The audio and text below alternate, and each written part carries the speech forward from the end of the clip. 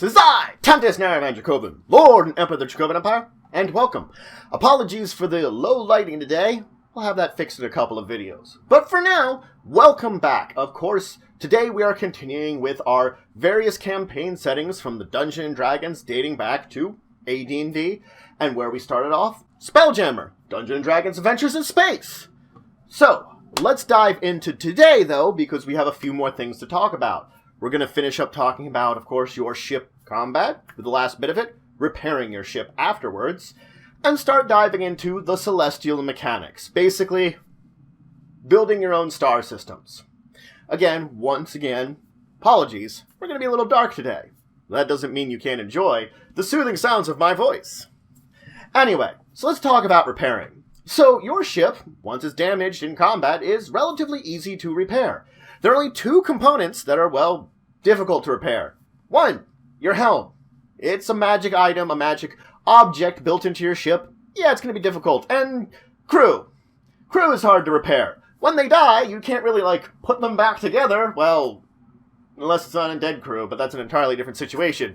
But most of the time, no, you can't just put Bob over there back together and help he works some more. So, yeah, those are the two things you can't repair. Otherwise, sure. Now, if you're traveling in a civilized area and getting repairs, docking in this civilized area, traditionally it will cost you about 2,000 gold pieces to repair one hull point per day with a crew of 5 skilled workers. Now, this means I can, of course, increase the amount of repairs I'm doing with the more skilled workers. For every extra 5 skilled workers, I can repair an extra 1 hull point per day. Of course, it will also still cost me that extra 2,000 per hull point. So, if I wanted to do 10 skilled workers, it would cost me 4,000 over the course of a day. Now, if your ship gets badly damaged, basically if its total hull points have reduced to below 50%, below its half of its original value, then it's a little harder to repair your ship. Still not impossible, but that same crew of skilled workers, the 5 of them, it's going to cost them 5,000 gold pieces to repair 1 hull point, and it will take them 3 days to repair that 1 hull point. Granted, once you get over that 50% mark, you get the reduction in price once again. It's just the lower end of the scale. Once your ship is really damaged, it's a lot harder to build it back up to, oh, it's pretty easy to repair. Now, if you happen to be poor or just cheap, you can repair it on your own. You can get a crew of 5 of your people from your ship to repair your ship, basically. I get 5 workers to work on it. It's going to take about a week to get 1 hull point. Okay, it's going to take a little bit more time, well, a lot more time, but it's a little bit more efficient, and the material cost is actually far less. If I drop by a groundling city, the material for 1 hull point of repair for my ship is, well, 50 gold pieces. That's pretty cheap. Or if I really wanted to, I could find some kind of stand of trees somewhere or similar material and just take it for myself. Again, it's going to depend on the material your ship is made out of. If your ship is mostly wood, then yeah, the stand of trees will help. If it's mostly stone, then probably want to go to some place where you can quarry some stone to use. And then you don't have to pay anything. That, of course, may take up more time again, but hey, if I've got the 5 crew workers working here, I could send some other crew workers to get the material. Now, such repairs are just as good as the crew members working on it. What this means is if you want this crew members to repair your ship decently and have it just as good as those guys over in the docks that you would have paid a lot more money for, one of them has to be skilled. And by skilled, I mean it has to have the appropriate skilled work on it. It's going to have some kind of carpentry-based skill if you're working with wood. If it's something that's made of stone that your ship is, then you're going to need some kind of stone masonry skill, etc., etc. They have to have the appropriate skill that they are proficient in order to basically fix up this thing. If you don't have someone that's proficient in that, well, the only thing is your ship is a little bit in danger. You increase the chances of scoring a critical hit against your ship by 1. Basically, the threat range of scoring a critical hit in Spelljammer combat by 1 until that hull point that you repaired is repaired again by a crew that includes a skilled worker. So effectively, the people could get you your hit point back, your hull point back, but it ends up that you're in a little bit of a dangerous situation still. It's If you need it done, it's a way of doing it. Now, let's talk about some celestial mechanics. We've talked about the fact that your spelljamming ship travels at insane speeds. Ridiculous speeds, far faster than anything we can do with our modern day technology when it comes to space travel. It's a magical energy engine that generates so much speed, whether in wild space or the phlogiston, that you trust travel. In comparison to that, well, the planets of a system, the celestial bodies, they just don't seem to move at all. The fact is they are moving, it's just so incredibly slow. In comparison to your ship, they're better off not moving. Now, this isn't to say that there aren't times and places where this is exceptions. Most of the time, general standard celestial mechanics have a certain speed for the planets that they travel at. This could be a lot more, and there are opportunities and places where celestial systems are actually in fixed location, so they don't move at all. So you can find both in orbital systems. Now, if you're looking at any star chart for spelljamming systems or building one yourself, you're going to want to divide it into two sections. Your inner track of planet orbits, which this goes out to 300 million miles, and the outer track, which is from 200 million miles and beyond. This means that there could be a planetoid that's on both the interior track and exterior track at the same time, because there's that little area of about 100 million miles that they could be within. That's something that we're going to have to dive into importantly a little bit later today. But for now, just know that there are these two sectors, and they do overlap.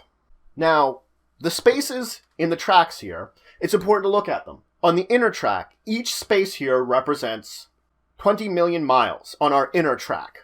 A spelljamming vessel can go about, let's say, 5 of these spaces in the course of a day.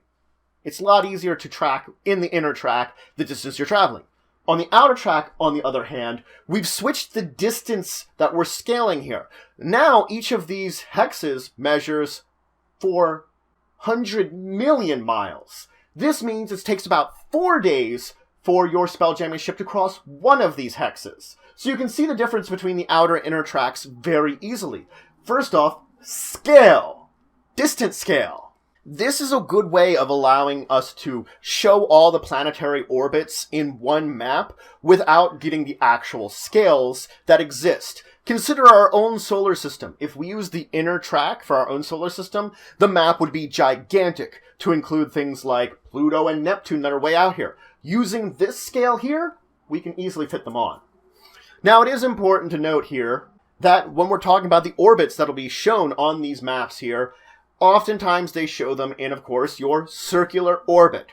Now, this doesn't mean these orbits are actually circular. Some orbits might be elliptical, others might be strange oblong shapes, and there are even some square orbits when it comes to spelljamming. Because remember, spelljamming is very fanciful. We have very strange things when it comes to celestial mechanics. So this is just a simple way of showing it circular. You might want to check the planets themselves for data on how their actual orbit is shaped. This is just an easy way of displaying it. Now, traditionally, most systems have a sun or a fire body at the center of it. Basically, it could be a fire planetoid that would work just the same as a sun. This isn't all of them. For example, Oerth and its system. Oerth's the center of the system. A planet is at the center of the system, so everything else revolves around it. That's just one possible example. There are other ways that the systems could be designed, but most of the time it's either a fire body or some other planet. Now, whether you're using just basic physics that we understand, or you're using some kind of planetary model where they're on the back of a turtle, or I think an example that they gave in the book was it was a giant pool table of the gods that all the planets are on.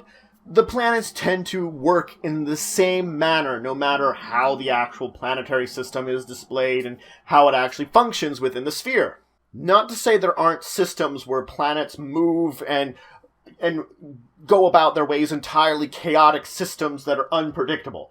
There are planetary systems like that. Or others, like I mentioned, that are just fixed positions. Others like that exist. There are even planetary systems that have just a single planetoid at the center of it. That's it. That's all that's there. A single planetoid. And that's the entire sphere. regardless of the type of system you're using, again, these are a lot of exceptions to the basic charts that we're going to be kind of building and talking about here. They exist, but exceptions. Basically taking into account the fact that the planets are moving technically so slowly. Most of the time, position and movement of the planets is not a factor when it comes to spelljamming adventures. You're going to travel enough distance and enough amount of time that if you generally knew where the planetoid was to begin with, you're going to get there. At the time you leave this planetoid to get to this planetoid, it's going to be effectively in the same location. It's not going to travel that far. It's going to be pretty easy to run into. So that is not a major factor. You could take factoring into account. An important factor here is, if you're on the inner track in a planetoid, every 12 days it moves a space. So 12 days, one space. Okay. On the outer track, every 4 years is one space. So you can see that it's not going to take you years to get to the planetoid in the outer system, so it's more likely going to be in that same area. Granted, that's a pretty big area, but still. Now, this is the standard movement that's based around our own system's planetary movement in real world, and it's up to you as the DM whether you want to slow down the planetoids or speed them up. Both are options you can do. Now, in the material that you can find for Spelljammer, the 3 major planetary systems, Oerth, Toril, and Kryn, are all displayed. You can look at all of those and get an idea of their planetary system, since those are the major ones, are Dragonlance, Greyhawk, and Forgotten Realms planetary systems. Those are good examples you can use to not only, either if you need to use these actually directly in your games, or if you want to build your own, a good example of where to work from. Traditionally, most planetary displays, when you build them, will have notes on any planets, just basic information about them, some basic statistics. It won't be everything. You'd have to reference the planets for all the information on it, but it might give you a little bit of information that either you as a DM, if you're using the sheet that you've built, will have an idea of what this planet is off the top of your head, if you don't want to just, pull out all your materials. You're like, oh, that's that planet I designed. Or if your players get a hold of something that has information, just some basics, you could easily show that to them and be like, this is what you know about it. This is just the basics that are given about it. Granted, more research could be called for, but this is just little ways that you can have reminder information. Granted, if players discover a new system, their map's not going to have all those details on it. Whatever copy you would give them or they would make their own details. You would want to keep your notes separate on anything that you would be building. But that's it for today. So we finished up combat by talking about repairing a ship. It can either be expensive or time-consuming. Your choice. And the time-consuming might not work if you don't have someone skilled. Then we talked about celestial mechanics. We talked about the movement of the planets. There's something you're not going to have to worry about. Planets move, most of the time, not always, and they usually move in a pattern, and most of the time that movement is so predictable, your ships won't have to worry about it. There are only a few times that it may come up. And when it does, it'll be up to you to determine how you're going to use it. Though, in the next episode, we're going to dive deeper into celestial mechanics with how you would lay out your planets on your celestial display, and how you indicate some movement on them. How you would determine a couple of these things that you're going to use for your planets you're designing. Regardless, though, I hope you're having a great day. If you've ever explored an interesting system within a spelljamming game, or if you've traveled to another planet in a Dungeons & Dragons game in general, it could happen without using spelljamming. There are spells that might take you there. Let me know in the comments below. Love to hear some stories about planetary travels. Anyway, until the next time, I bid you farewell.